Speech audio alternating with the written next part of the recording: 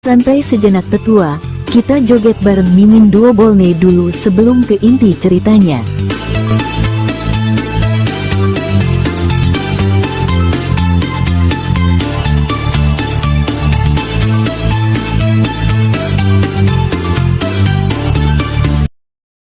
Mendengar Yusin menanyakan hal itu, sontak membuat para perwakilan dari sekte besar aliran putih tersebut tersenyum hingga memperlihatkan deretan gigi-gigi mereka.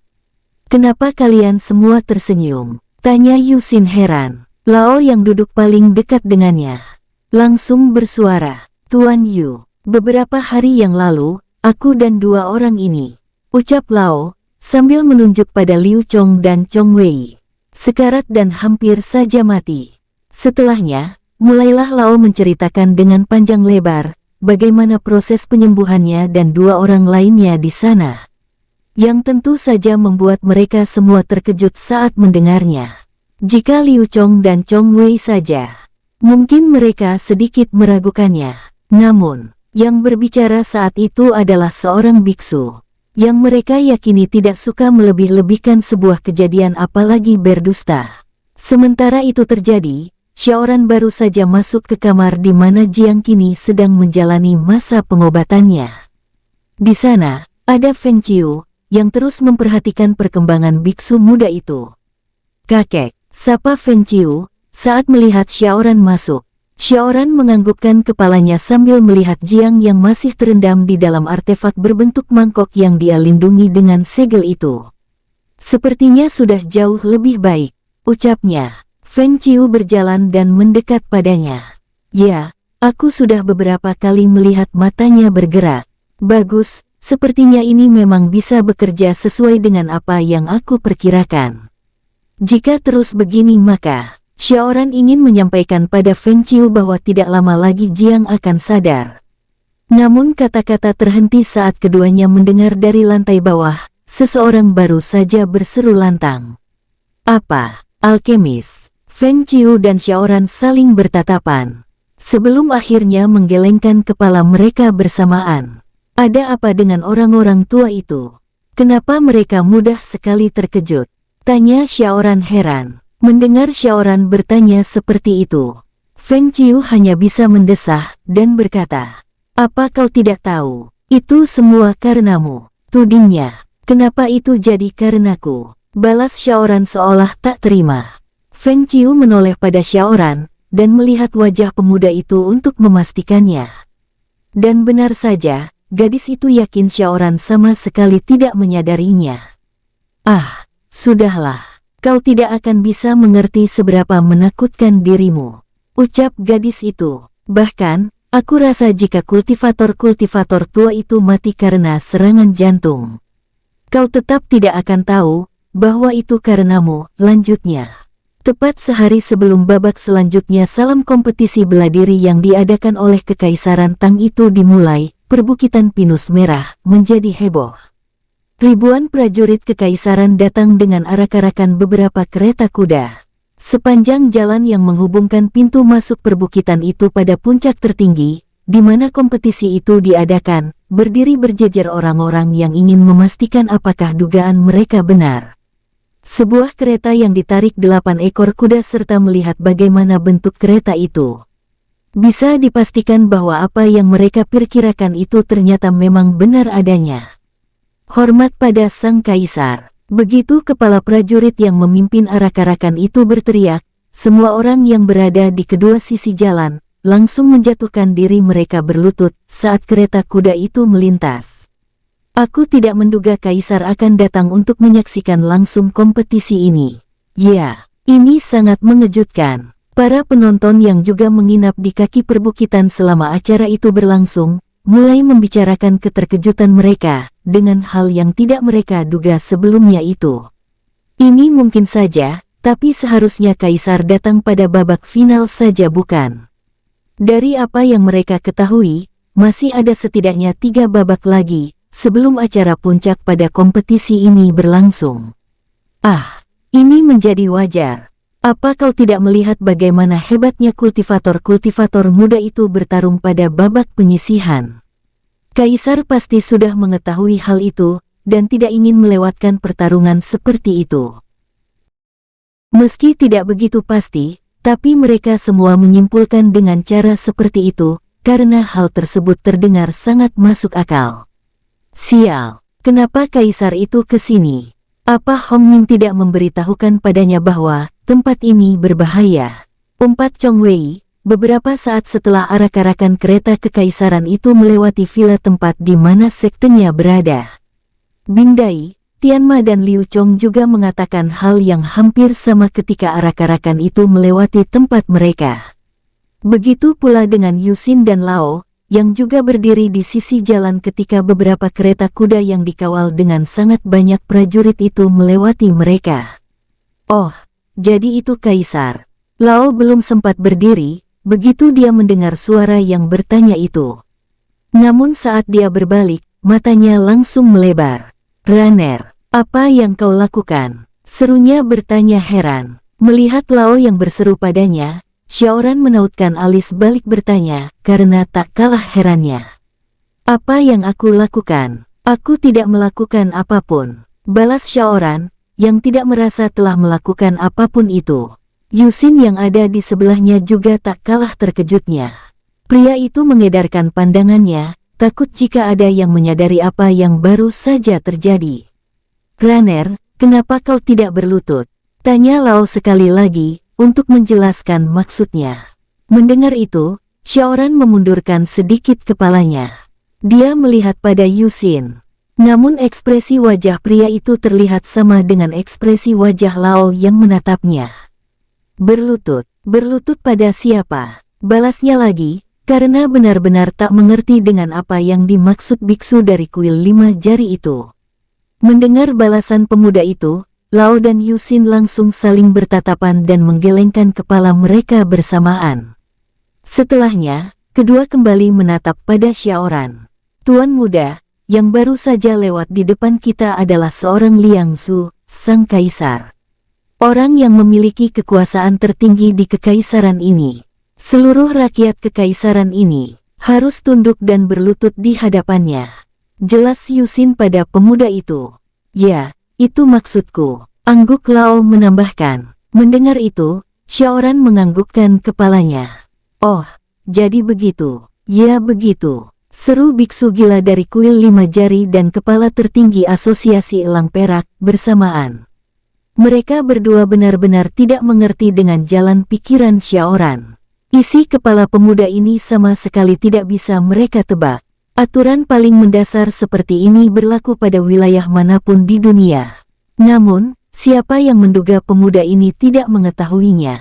Saat itu, Xiaoran terlihat terdiam, tampak sedang memikirkan sesuatu. Lao dan Yu Xin yang sedang menatapnya, menunggu apa reaksi pemuda di depan mereka ini selanjutnya. Namun, apa yang Xiaoran katakan selanjutnya, membuat keduanya benar-benar kehilangan kata-kata. Saat itu, Xiaoran menganggukkan kepala dan kembali bersuara. Aku tidak tahu itu. Tapi, jika dia sedang berada di sini, maka ini bukan wilayah kekuasaannya. Bahkan, seharusnya dia meminta izin padaku sebelum masuk dan membawa orang sebanyak itu. Karena perbukitan ini adalah milikku," ucapnya pada kedua orang itu. Setelah mengatakan itu, Xiaoran berbalik dan mulai melangkah. Pemuda itu berjalan kembali menuju villa, meninggalkan dua orang di belakangnya yang kini ternganga, begitu saja. "Apa itu tadi? Izinnya? Apa yang jadi miliknya?" tanya Yu Xin tak mengerti. Lao yang berada di sebelahnya, sempat melupakan hal ini sebelumnya. Akan tetapi, sekarang biksu itu baru saja mengingatnya kembali. Ya, perbukitan ini memang miliknya. Tapi, itu bukan berarti, apa? Lao sampai harus terperanjat begitu mendengar Yu Xin berseru setengah berteriak di sebelahnya. Namun begitu, dia tidak bisa mengeluhkan hal tersebut, karena siapa saja yang mendengarnya, pasti akan terkejut. Ya, perbukitan ini sekarang adalah miliknya, ucap Lao, sambil menggelengkan kepalanya. Sebenarnya dia juga sulit mempercayai hal ini, tapi memang seperti itulah faktanya. Bagaimana, bisa? Tanya Yu Xin lagi. Tak percaya. Lao menatap punggung Xiaoran yang berjalan sudah menjauh dari mereka, dan kembali berkata, dia memenangkan pertaruhan, yang tidak mungkin bisa dibayar dengan uang, oleh 3 cendekiawan kekaisaran yang menjadi penyelenggara kompetisi bela diri ini. Jawab Lao menjelaskan. Mendengar itu, Yusin juga menoleh dan ikut memperhatikan punggung Xiaoran yang sudah hampir menghilang itu. Beberapa banyak ya yang dia? 150 juta koin emas. Potong Lao untuk mempertegasnya. Sebanyak itu, Lao hanya bisa menganggukkan kepalanya. Dia tidak bisa menyalahkan pria itu, karena tidak mengherankan jika hal itu begitu mengejutkan. Bahkan bagi Yusin, Asosiasi Elang Perak memang memiliki jaringan yang sangat kuat hampir di seluruh benua yang ada. Namun, untuk memiliki sebuah wilayah di dalam kekaisaran, bukanlah perkara mudah dan hampir mustahil. Namun, pemuda gila yang isi kepalanya tidak bisa dibaca ini, bisa mendapatkannya hanya dengan memenangkan sebuah taruhan. Aku rasa, aku akan mati karena sakit jantung, jika terlalu lama berdekatan dengan pemuda itu. Gumam Yusin, tanpa sadar. Ya, aku rasa juga begitu. Ternyata, ada cara yang lebih menakutkan untuk mati daripada bertarung. Dan pemuda itu, memiliki cara tersebut, sambut Lao menyetujuinya. Keduanya masih berdiri di sana untuk beberapa lama, sebelum akhirnya kembali berjalan mengikuti Xiaoran, jauh di belakang pemuda itu. Sementara itu, di puncak tertinggi perbukitan pinus merah, akhirnya Liang Zhu turun dan menapakkan kakinya di tempat tersebut. Yang mulia, sambut 3 cendekiawan serta Hao Yu, yang sudah menunggu kedatangannya di depan bangunan yang memang digunakan untuk keperluan kekaisaran. Liang Zhu menganggukkan kepala, lalu berbalik. Saat itu, 2 orang lagi muncul dari pintu kereta, dan turun bergantian. Permaisuri, Tuan Putri. Ketiga orang yang memiliki kedudukan tertinggi di Kekaisaran Tang itu, mulai berjalan memasuki bangunan tersebut, diiringi dari belakang, oleh 4 orang yang tadi menunggu mereka di sana. Cendekiawan Hong, bagaimana perkembangan kompetisi ini? Tanya Liang Zhu tanpa basa-basi, begitu dia duduk di singgasana kecil yang telah dipersiapkan untuk dirinya itu. Hong Ming maju, dan kembali membungkukkan tubuhnya. Tak lama, pria itu pun bersuara. Terjadi banyak hal selama babak penyisihan berlangsung. Akan tetapi, semua itu masih di dalam kendali. Dan, berita bagusnya adalah, jenius-jenius muda dari seluruh sekte di kekaisaran ini, sudah mulai menunjukkan kehebatan mereka. Sejak babak penyisihan, hamba bisa memastikan saat babak selanjutnya. Yang mulia akan sangat senang menyaksikan langsung pertarungan-pertarungan mereka. Ucap Hong Ming panjang lebar, menjelaskan. Mendengar itu, Liang Zhu tersenyum dan menganggukkan kepalanya. Bagus, seperti yang aku harapkan pada kalian bertiga. Pujinya, pada ketiga cendekiawan itu. Yang mulia terlalu memuji. Kami hanya menjalankan tugas seperti apa yang dititahkan. Balas Hong Ming sambil membungkukkan dirinya sekali lagi. Gao Lan dan Kang Xiong juga ikut menundukkan tubuhnya mereka dengan tersenyum bangga. Jenderal Hao, aku rasa, ini tidak akan terjadi tanpa kontribusi dirimu. Aku juga sangat menghargainya, Paman. Saat Liang Zhu mengucapkannya, dia mengatakan itu dengan nada bangga. Mendengar itu, Hao Yu menangkupkan telapak tangan pada kepalanya, dan menundukkan kepalanya sekali sebelum akhirnya dia bersuara. Aku hanya menjalankan perintah. Tidak perlu memujiku, Yang Mulia, balas Hao Yu, yang sama sekali tidak tampak terpengaruh dengan pujian, meskipun yang mengatakan pujian tersebut adalah seorang kaisar. Liang Zhu hanya bisa menggelengkan kepalanya saat mendengar tanggapan jenderal besar kekaisaran yang dipimpinnya itu. Namun, saat dia ingin kembali bersuara, seseorang menyelanya. Kakek Hao, maukah kau menemaniku berkeliling? Sepertinya, perbukitan ini sangat indah. Aku ingin melihat-lihat. Ucap Liang Zhu memperingatkan putrinya itu. Ayah, kakek Hao akan menemaniku, jadi tidak masalah kan? Balas sang putri bersikeras. Liang Zhu kembali menggelengkan kepalanya. Jenderal Hao sedang menjalankan tugas. Kau tidak bisa melakukan itu. Liang Mi merapatkan bibirnya, sambil kembali melihat pada Hao Yu. Tentu saja dia mengerti, bahwa saat ini, jenderal besar itu sedang menjalankan tugas. Namun, saat dia melihat ada satu wanita di antara 4 orang lainnya, yang berada di belakang jenderal besar itu. Cepat gadis itu kembali berbalik dan berkata pada sang kaisar, "Ayah, jika begitu, izinkan Jenderal Wen yang menemaniku," pinta gadis cantik yang menyandang gelar putri itu, dengan nada memaksa. Sementara itu, di salah satu villa tempat Fu Rao tinggal selama di sini, semua orang yang memilih berpihak padanya, sedang berkumpul.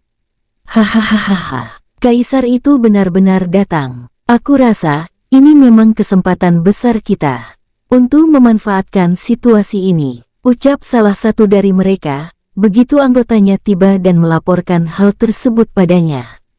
Mereka tentu begitu senang mendengar kedatangan Liang Su. Hanya saja, alasan bagi mereka kembali berkumpul saat ini adalah untuk merencanakan sesuatu. Mujin, kau sudah tahu tujuan kita. Sekarang, jangan melakukan sesuatu yang berpotensi menggagalkan rencana tersebut, ucap Fu Rao mengingatkan. Mujin sempat terdiam, namun kembali bicara. Fu Rao, apa bedanya? Kita bisa mencapai banyak tujuan di waktu bersamaan. Ini benar-benar luar biasa kan? Ucapnya balas bertanya. Hua Hongqi yang mendengar apa yang dikatakan Mujin, hanya bisa menggelengkan kepalanya jika situasinya berbeda. Maka apa yang dikatakan oleh Mujin sangat benar. Akan tetapi, saat ini tujuan mereka jauh lebih besar. Walaupun godaan untuk menaklukkan kekaisaran Tang ini juga tak kalah besarnya. Apa perlu aku mengingatkannya sekali lagi? Hal-hal kecil bisa merusak rencana. Apa kau lupa apa yang menimpa sekte rantai api? Balas Fu Rao, menjawabnya. Saat itu juga, Mujin langsung terdiam. Dia melupakan hal itu karena melihat kesempatan besar yang selama bertahun-tahun mereka tunggu, benar-benar datang di depan mata. Pria itu berbalik dan menatap pada Rongku Tai, yang juga berada di tempat itu. Tuan Rongku, jangan bilang kau tidak memikirkan hal yang sama denganku. Ucapnya pada kepala keluarga besar Rongku tersebut. Rongku Tai hanya menghela nafasnya dalam, sebelum akhirnya melepaskan dengan kasar. Pria yang juga sudah bertahun-tahun berperang dengan kekaisaran ini bersama keluarga besarnya itu, menggelengkan kepalanya. Tidak, aku tidak memikirkan itu lagi. Jawabnya, kau sudah mendengar apa yang dikatakan Fu Rao. Sekarang, kita sudah memiliki tujuan berbeda, lanjut Rongku Tai menegaskan.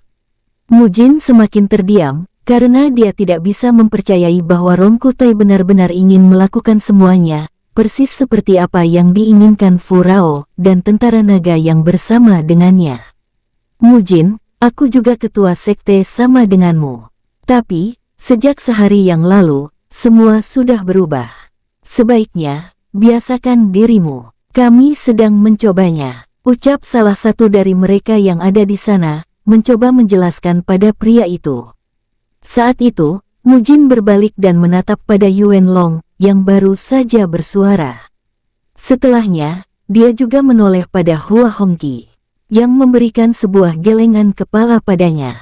Sekarang, dirinya merasa seperti orang bodoh, karena menyadari bahwa hanya dirinya saja yang masih berpikir seperti itu. Yah, aku rasa juga begitu. Tapi, kaisar bodoh itu membuatku. Mujin menggantung kata-katanya, sambil berpikir. Tak lama, pria itu mengangguk sekali. Sebelum akhirnya kembali berbicara. Baiklah, kita akan melakukan seperti yang kau mau. Lagi pula, pada akhirnya kekaisaran ini juga akan hancur, dan kita akan mendapatkan apa yang kita mau bukan? Putusnya tiba-tiba. Fu Rao langsung menganggukkan kepala menyetujuinya. Kau benar, dan aku yakin, kalian tidak akan membuat kesalahan yang sama dengan apa yang telah dilakukan Huo Xi. Ucapnya, senang. Jadi, apa yang akan kita lakukan setelah ini? Tanya Hua Hongqi pada Fu Rao. Pria itu mengangguk dan kembali berkata, tentu saja kita akan mengirim murid-murid kita mengikuti babak selanjutnya. Tapi, Aku punya rencana bagus untuk mereka. Rencana? Tanya Hua Hongqi sekali lagi. Ya, rencana. Dan ini, coba lihatlah. Saat itu, Furao menaruh beberapa kantung kulit di atas meja di tengah mereka. Melihat itu, mereka semua melebarkan mata. Meski terasa asing, namun aura yang keluar dari apapun yang ada di dalam kantung itu, terasa begitu kuat.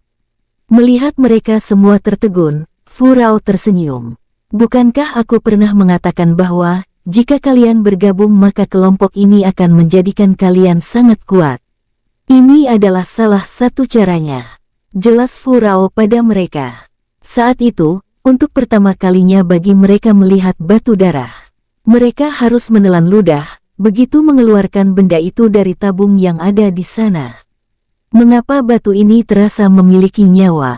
Apa sebenarnya ini? Tanya Yuan Long pada Furao. Hais, tidak penting namanya. Bukankah? Seharusnya kalian bertanya padaku, bagaimana cara menggunakannya? Balasnya, ya, bagaimana cara menggunakannya? Ini terlihat sangat hebat, seru Mujin bersemangat. Furao menggelengkan kepalanya, dan berkata, yang seperti itu, hanya untuk murid-murid kalian. Tapi yang ini, Furao kembali menaruh satu lagi kantung di atas meja itu. Ini akan membuat kalian menerobos tingkat kultivasi kalian, dengan sangat cepat. Jika tadi mata mereka melebar, saat ini mata-mata itu sedikit terbelalak. Ketua-ketua sekte itu, merasa dengan batu-batu di hadapan mereka itu, mereka akan segera menerobos tingkat kultivasi mereka. Di sisi lain, berhenti. Tiba-tiba saja Liang Mi berseru pada kusir, agar segera menghentikan kereta yang membawanya. Tuan Putri, ada apa? Tanya Wen Ren heran. Sejak tadi, mereka hanya berkeliling berjalan memutari perbukitan pinus merah ini saja. Selain warna daun yang merah, bagi Wen Ren yang menemaninya, tidak ada hal yang begitu spesial di tempat ini. Namun dia bisa melihat gadis yang baru pertama kali keluar istana ini, terlihat begitu bahagianya. Tempat apa itu? Kenapa bangunan itu ada di ujung sana? Jawab Liang Mi, sambil menunjuk pada sebuah villa dari kereta kuda itu. Wen Ren menoleh keluar pada jendela di dekatnya, dan langsung mengernyitkan keningnya. Di sela-sela pepohonan dan daun pinus, dia melihat sebuah villa berdiri indah di atas sebuah bukit kecil. Wen Ren harus mengakuinya, karena dia juga merasa villa itu terasa begitu spesial. Mengingat di mana bangunan itu berdiri. Jenderal Wen, bisakah kita ke sana? Aku ingin melihatnya lebih dekat. Pinta Liang Mi pada Wen Ren. Mendengar itu, jenderal wanita tersebut langsung menggelengkan kepalanya. Tuan Putri, bukankah kau sudah mendengarnya sendiri dari Kaisar, bahwa aku hanya diizinkan untuk menemanimu berkeliling? Tolak Wen Ren. Liang Mi sempat terdiam sejenak, sebelum akhirnya gadis itu tersenyum. Jenderal Wen, kita hanya datang untuk melihat, setelah itu kita berputar dan kembali. Bagaimana? Rayu gadis itu. Melihat Wen Ren menggelengkan kepalanya, putri itu kembali bersuara. Tidak akan terjadi apa-apa. Lagi pula, ayahku tidak mungkin membiarkanku keluar, jika dia merasa kau tidak bisa melindungiku kan? Wen Ren menarik nafasnya panjang, sebelum akhirnya melepasnya dengan kasar. Satu-satunya jenderal wanita di Kekaisaran Tang itu, tersenyum sambil mengelengkan kepalanya. Tuan Putri, pernahkah seseorang mengatakan bahwa, kau benar-benar seperti ibumu? Balas Wen Ren pasrah. Mendengar Wen Ren mengatakan itu, Liang Mi tersenyum sangat lebar. Gadis itu menganggukkan kepalanya sekali kuat. Ya, dan tidak hanya sekali saja. Kau dan kakek Hao selalu mengatakan itu setiap kalian bertemu denganku. Jawabnya. Baiklah, kau menang. Kau benar-benar sama persis dengan dirinya. Sangat cantik tapi juga sangat keras kepala. Ucap Wen Ren lagi. Liang Mi sama sekali tidak tersinggung saat mendengar itu. Malah, dia sangat menyukai setiap kali Hao Yu dan Wen Ren mengatakan hal tersebut. Tak lama, akhirnya kereta kuda itu berjalan naik ke puncak bukit, di mana villa yang mereka lihat tadi berada. Saat kereta kuda itu memasuki halaman villa yang cukup besar itu, kening Wen Ren berkerut heran. Dia melihat sesuatu yang terasa tidak asing baginya. Kereta ini, mungkinkah? Gumamnya. Liang Mi yang juga melihat kereta tersebut pun bertanya. Jenderal Wen, apa kau mengenal pemilik kereta kuda itu? Wen Ren tidak begitu yakin, namun saat kereta itu semakin dekat, matanya langsung melebar. Karena saat itu dia benar-benar melihat beberapa orang yang baru saja melintas di kepalanya. Runner, kenapa kau tersenyum? Siapa yang ada di kereta itu?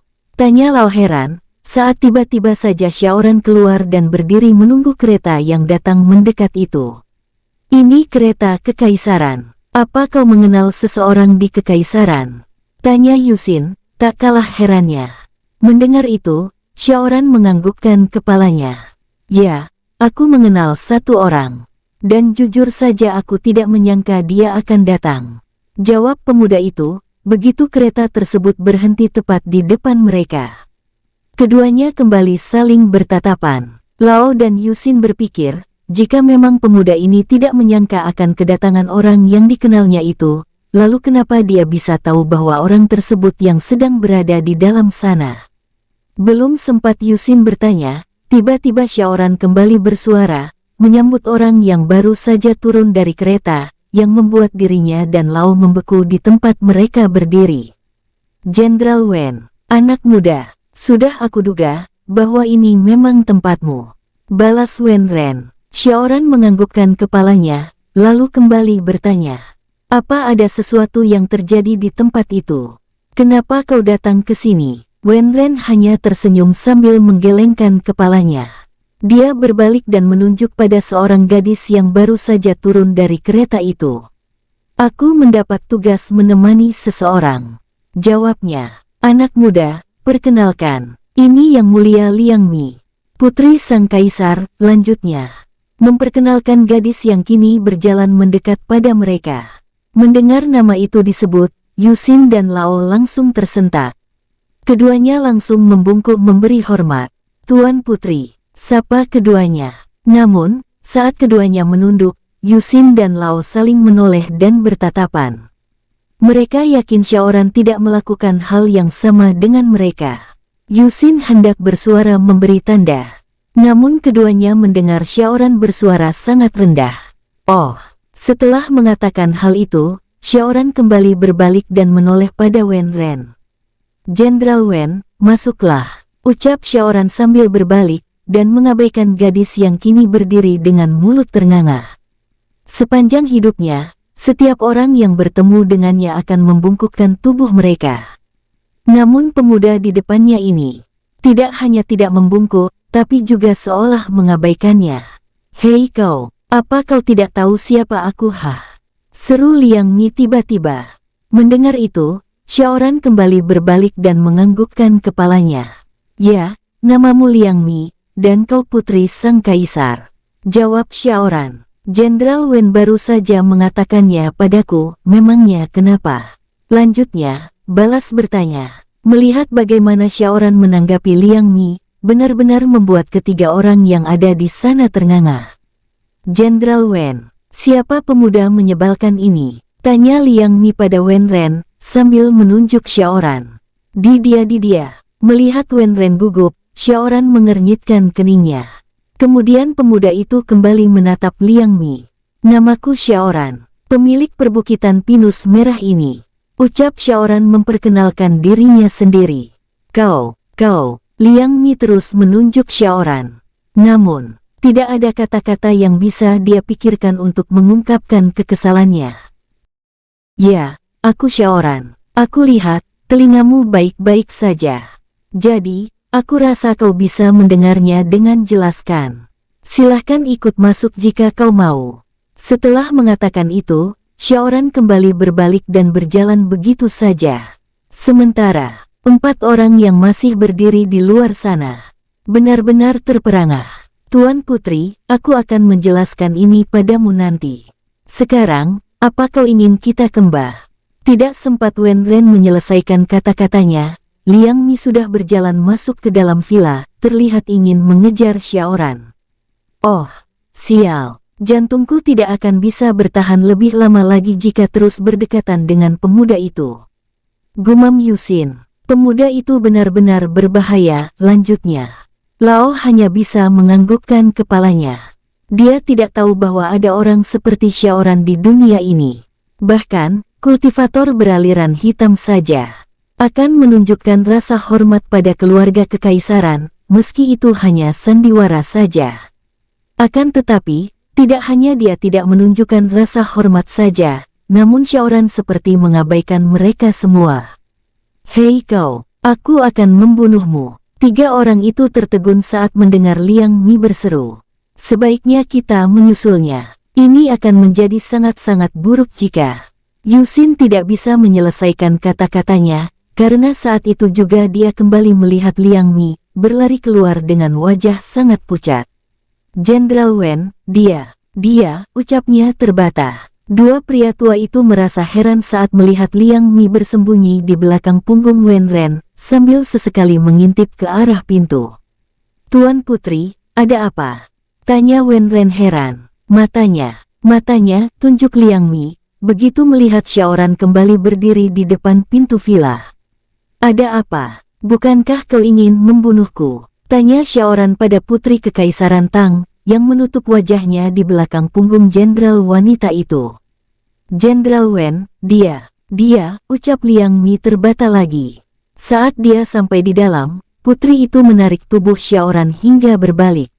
Saat tangannya sudah di udara dan berniat menampar pemuda itu sambil berteriak akan membunuhnya, saat itulah tubuhnya membeku.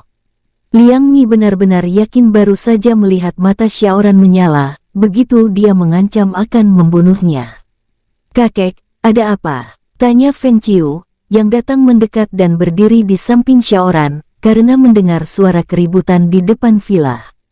Xiaoran menoleh pada Feng Qiu sebentar, lalu kembali menunjuk ke depan dengan dagunya. Namun, saat dia ingin menjelaskan situasinya, Liang Mi kembali berteriak sambil menunjuk ke arah mereka. Hei, menyingkir dari sana, cepat. Dia bukan manusia. Matanya, seru Liang Mi begitu melihat seorang gadis yang tampak sebaya dengannya, berdiri di sebelah pemuda yang menurutnya bukan manusia itu. Kau, siapa? Feng Qiu tidak sempat bertanya, namun Liang Mi mengumpulkan segenap keberaniannya, dan berlari mendekat padanya. Mata Feng Qiu melebar, saat tiba-tiba saja gadis yang sama sekali tidak dikenalnya itu menarik dan membawa dirinya ke belakang punggung gadis tersebut. Nona, pemuda ini berbahaya, ucap Liang Mi sekali lagi, memperingatkan Feng Qiu. Saat itu, Feng Qiu langsung menyadari ada sesuatu yang aneh di sini. Normalnya, orang tidak akan tahu seberbahaya apa Xiaoran, jika tidak melihat langsung kekuatannya. Akan tetapi, saat dia mengingat gadis ini mengungkit-ungkit soal mata pemuda itu, dia langsung bisa menyimpulkan apa yang terjadi. Dari belakang tubuh Liang Mi yang terlihat ingin melindunginya, Feng Qiu melihat pada Xiaoran yang menggelengkan kepala dan mengangkat sedikit bahu saat menatapnya. Saat itulah Feng Qiu tahu apa yang sudah terjadi. Dia langsung tersenyum dan berkata, "Ya, dia sangat berbahaya. Sebaiknya kita pergi dari sini," ucap gadis itu, berbalik menarik tangan Liang Mi menjauh dari sana. Liang Mi hendak menahan Feng Qiu, namun entah kenapa dia tidak mampu melakukannya. Namun, karena melihat Feng Qiu tersenyum padanya, putri kekaisaran Tang itu merasa bahwa semuanya baik-baik saja. "Aku, Feng Qiu. Nona, siapa namamu?" tanya Feng Qiu, sambil terus menarik Liang Mi, hingga akhirnya mereka berbelok ke arah belakang villa, ke tempat air terjun berada. Aku, Liang Mi, Wen Ren, Lao, dan Yusin, benar-benar tidak tahu harus berbuat apa menghadapi situasi seperti ini. Baiklah, sepertinya Ciuer sudah berhasil membawa gadis gila itu pergi, Jenderal Wen. Silahkan masuk, ucap Xiaoran sekali lagi. Sebagai jenderal kekaisaran ini, tentu saja Wen Ren akan memenggal kepala orang yang mengatakan putri sang kaisar gila. Akan tetapi, dia cukup mengenal Xiaoran. Bahkan lebih dari itu, Jenderal wanita itu sedikit kagum dan menghormati pemuda tersebut. Yah, lagi pula dia tidak memiliki teman sebelumnya. Nona Feng pasti tahu bagaimana menghadapi si keras kepala itu, balas Wen Ren, sebelum mulai melangkah dan mengikuti Xiaoran masuk ke dalam rumah. Entah kenapa, aku yakin jika Raner bertemu dengan Kaisar, maka itu akan menjadi mimpi buruk bagi semua orang. Gumam Lao, pada Yusin. Mendengar itu, Yusin menganggukkan kepalanya, menyetujui apa yang dikatakan Lao. Guru Lao, sebaiknya, saat acara berlangsung, kita harus membuat Kaisar tidak tertarik dengan kehadirannya. Kau mengerti maksudku kan? Balas Yusin. Ya, itu benar. Sebaiknya memang begitu. Keduanya akhirnya melangkah untuk kembali masuk ke dalam villa. Di sana, keduanya melihat Xiaoran dan Wen Ren sudah duduk. Namun saat mereka tiba, Wen Ren kembali berdiri, lalu menangkupkan telapak tangan dan menundukkan kepalanya sekali. Sebelum akhirnya berkata, Tuan Yu, maafkan aku. Aku sudah menyadari bahwa itu memang dirimu. Tapi, apa yang baru saja terjadi, membuatku lupa untuk menyapamu dengan benar. Ucap wanita itu. Pada ketua asosiasi elang perak tersebut, Yusin mengangkat satu tangan dan menggelengkan kepalanya.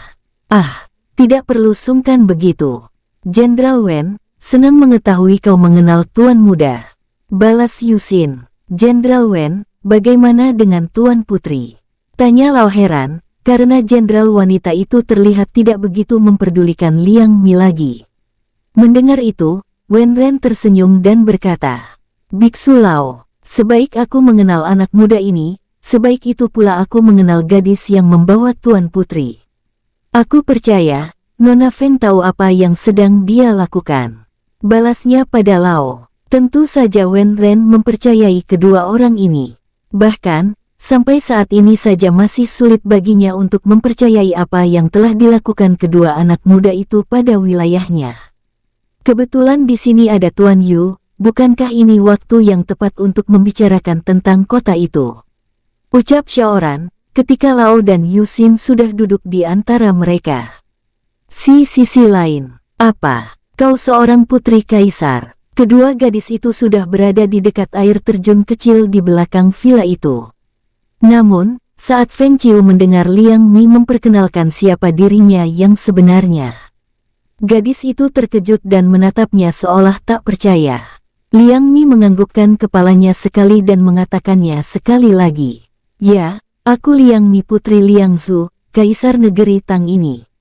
Balasnya. Mendengar itu, Feng Qiu langsung berjalan ke depannya, berniat berlutut di depan gadis itu. Namun belum sempat dia melakukannya, Liang Mi langsung maju menahannya.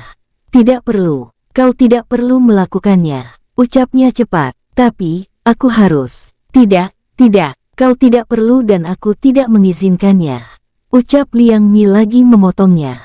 Tuan Putri, aku. Lagi-lagi Feng Qiu tidak bisa meneruskan kata-katanya, karena saat itu Liang Mi menggelengkan kepalanya sambil tersenyum pada gadis itu.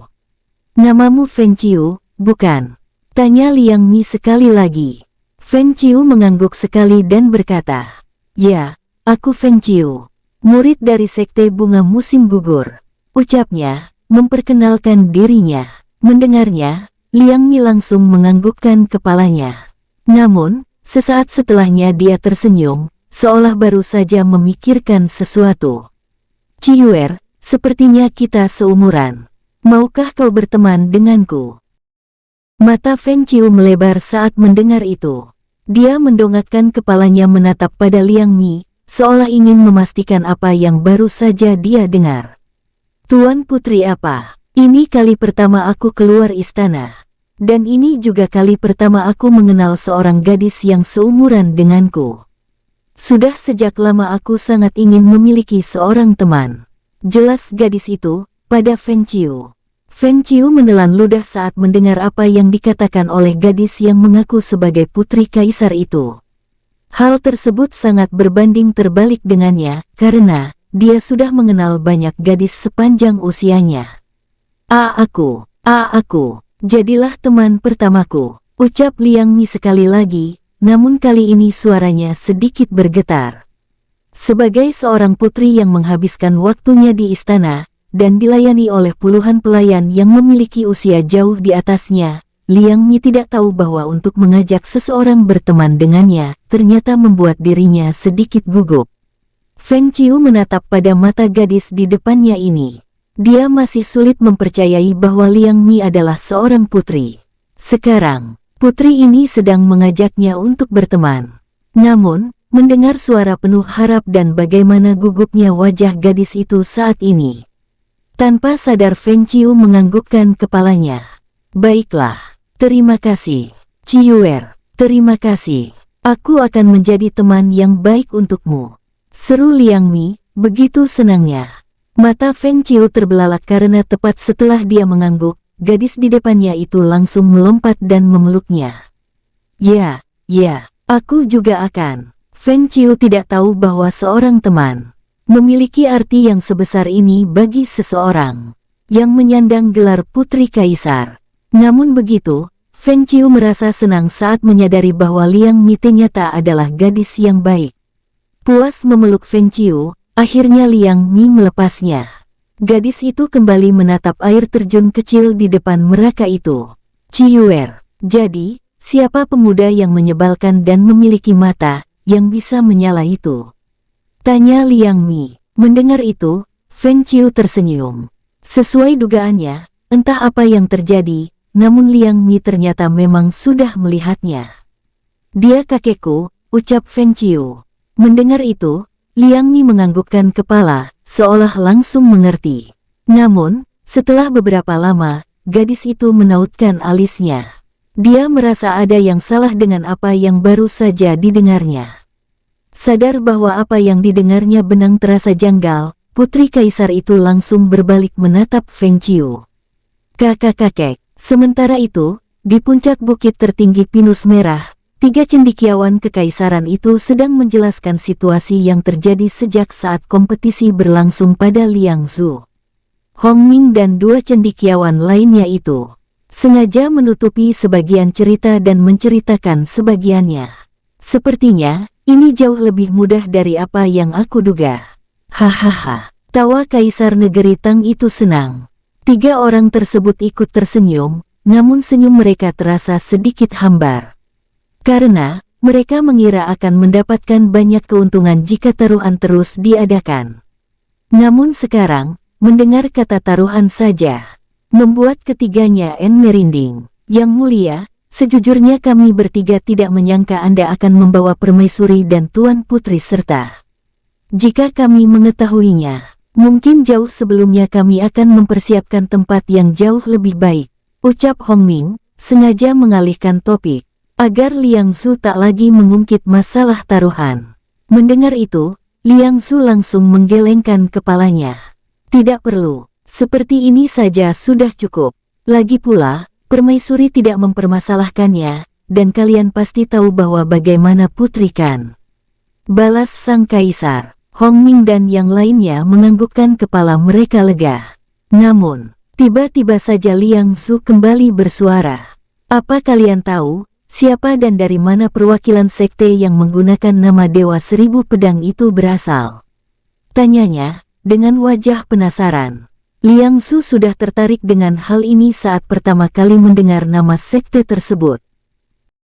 Namun, dia sengaja membiarkan ketiga orang di depannya ini menjelaskan semuanya terlebih dahulu. Hong Ming yang sejak awal sudah terlebih dahulu menyibukkan dirinya di tempat ini, menatap Kang Xiong yang bertanggung jawab tentang peserta.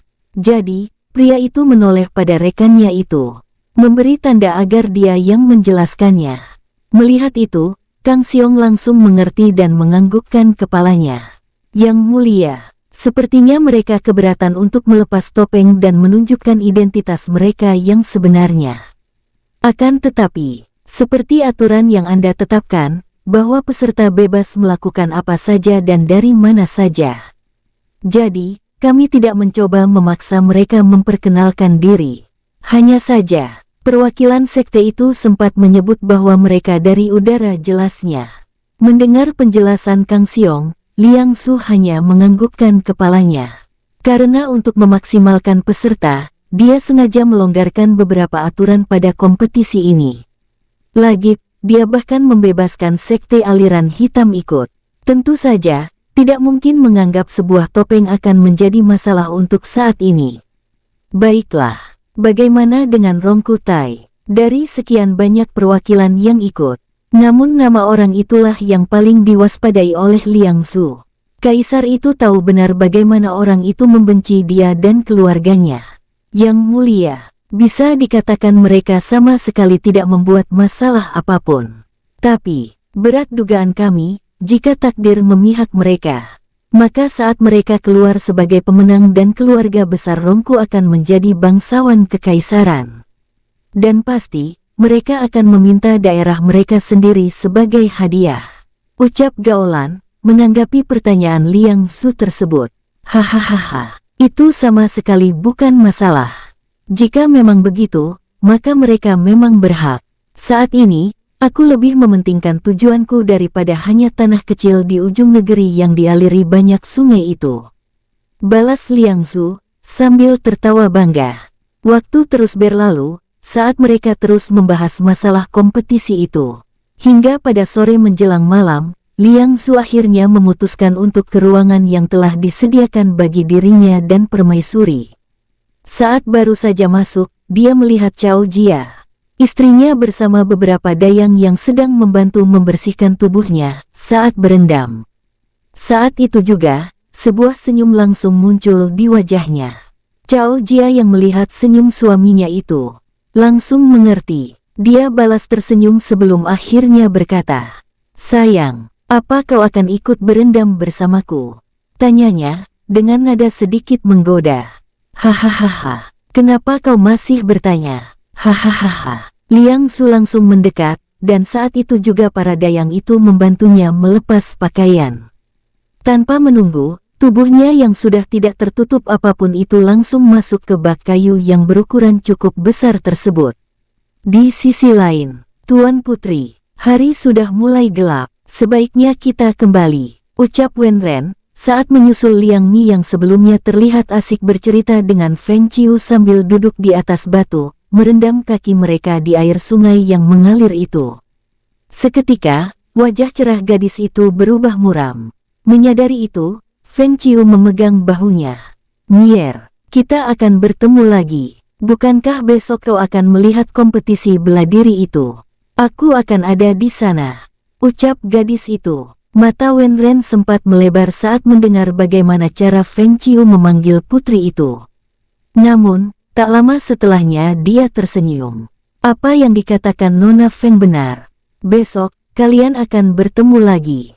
Jadi, sebaiknya kita kembali, sebelum Kaisar memutuskan untuk mengirim orang mencari kita," ucap Wen Ren lagi. Mendengar keduanya, wajah Liang Mi kembali cerah, meski tak secerah sebelumnya. Dia menganggukkan kepalanya sebelum akhirnya berdiri. "Baiklah, kita kembali sekarang," ucapannya pada Wen Ren. Setelah itu, dia berbalik menatap pada Feng Qiu, lalu memegang tangan teman pertamanya itu dan kembali bersuara. "Aku akan menunggumu di sana." Feng Qiu hanya mengangguk sekali sambil tersenyum. "Apa dia masih ada di sana?" ucap Liang Mi, tiba-tiba. Mendengar itu, Wen Ren hanya bisa menggelengkan kepala sambil tersenyum. Tidak saat kami bercerita. Dia meninggalkanku bersama Tuan Yu dan Biksu Lao, dan naik ke lantai 2. Seseorang di sana lebih memerlukan bantuannya. Mendengar itu, Liang Mi merasa sedikit lega. Gadis itu mengangguk dan langsung mulai melangkah. "Baiklah, sekarang, saatnya kita pulang," serunya. Feng Qiu dan Wen Ren hanya bisa tersenyum melihat tingkah sang putri itu. Mereka berjalan menyusul Liang Mi yang berjalan sedikit lebih cepat di depan mereka. Hanya saja, begitu sampai di atas, keduanya menautkan alis mereka heran. "Tuan Putri, ada apa?" tanya Wen Ren, begitu melihat Liang Mi berdiri mematung begitu sampai di puncak bukit. "Kakek, kau menakuti temanku. Menyingkir dari sana," ucap Feng Qiu, yang berjalan mendekat pada Liang Mi, dan menarik tangan gadis itu untuk mengantarkan sang putri ke kereta kuda yang menunggunya. Xiaoran benar-benar harus menyingkir karena saat melewatinya, Feng Qiu mendorong sedikit tubuhnya. Anak muda, maafkan sikap Tuan Putri. Dia tidak memiliki teman yang seusia dengannya. Jadi Wenren tidak sempat menyelesaikan kata-katanya, karena saat itu Xiaoran memotongnya. Jenderal Wen, apa gadis gila itu sedang sakit? Tanya Xiaoran, mengabaikan apa yang dikatakan jenderal wanita itu sebelumnya. Mendengar itu, Wenren sempat mendengar menautkan alisnya, sebelum akhirnya menggelengkan kepala dan berkata, Tidak, dia tidak sakit. Hanya saja, tubuhnya sedikit lemah. Kenapa bertanya? Saat ini, keduanya melihat Feng Qiu yang membantu Liang Mi menaiki kereta kuda itu. Xiaoran tidak langsung menjawab, namun dia tampak memikirkan sesuatu. Tak lama, setelahnya pemuda itu menggelengkan kepalanya. Tidak apa-apa. Hanya saja, aku melihat setiap garis meridiannya berjalan terbalik. Jika dibiarkan, mungkin saja dia akan semakin melemah sebelum akhirnya. Saat mendengar itu, Wenren langsung menarik bahu Xiaoran, agar pemuda itu menghadap padanya. Katakan, bagaimana kau bisa mengetahui hal itu? Apa seseorang memberitahumu? Tanya Wenren saat itu juga. Xiaoran menautkan alisnya saat melihat wajah Wenren berubah serius. Tak lama dia menggelengkan kepalanya. Tidak, aku tidak mengenalnya dan tidak mengenal siapapun yang mengenalnya selain dirimu. Tapi, aku bisa mengetahui itu karena alkemis. Xiaoran dan Wenren menoleh pada Yusin yang sudah berdiri bersama Lao di dekat mereka. Jenderal Wen, sama sepertiku, aku yakin kau juga tidak mengetahui hal ini sebelumnya. Tapi, Tuan Muda memiliki bakat yang sangat langka. Pemuda ini adalah seorang alkemis, meski dia belum menyadarinya. Ucap Yusin menjelaskan. Xiaoran ingin mengatakan bahwa dia bisa melihat garis edar meridian seseorang.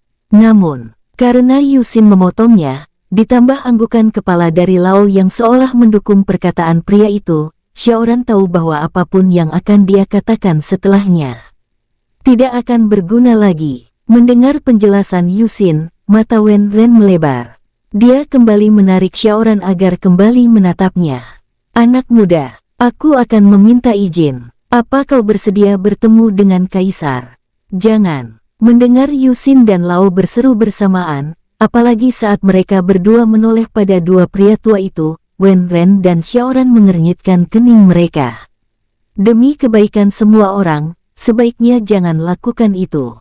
Jenderal Wen, percayalah pada kami berdua. Itu benar-benar bukan pilihan bijak. Ucap Yusin cepat, untuk menjelaskan kenapa mereka berseru seperti itu. Singkat cerita, pada tengah malam hari, sebuah siluet hitam tampak baru saja bergerak dengan sangat cepat keluar dari bangunan di puncak tertinggi perbukitan pinus merah itu. Banyangan yang bergerak begitu cepat itu.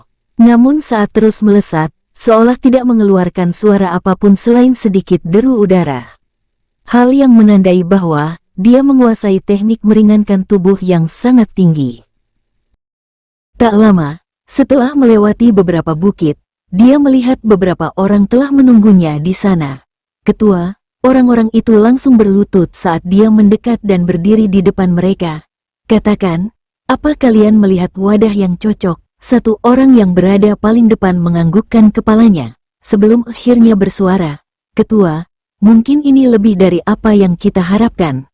Sepertinya, apa yang kau lakukan selama ini, tidak sia-sia. Jawab orang itu. Dia langsung menganggukkan kepalanya. Sebelum akhirnya kembali berbicara. Bagus, tapi berhati-hatilah. Jangan biarkan kesalahan sekecil apapun membuat apa yang telah aku lakukan selama ini menjadi sia-sia. Mereka semua langsung mengangguk dan berseru, kami mengerti. Setelah itu, dia langsung berbalik dan kembali berlari dengan sangat cepat, meninggalkan beberapa orang yang berasal dari ujung timur dunia yang mengaku sebagai tentara naga langit tersebut. Bersambung, sampai jumpa di episode selanjutnya para tetuaku, semoga terhibur.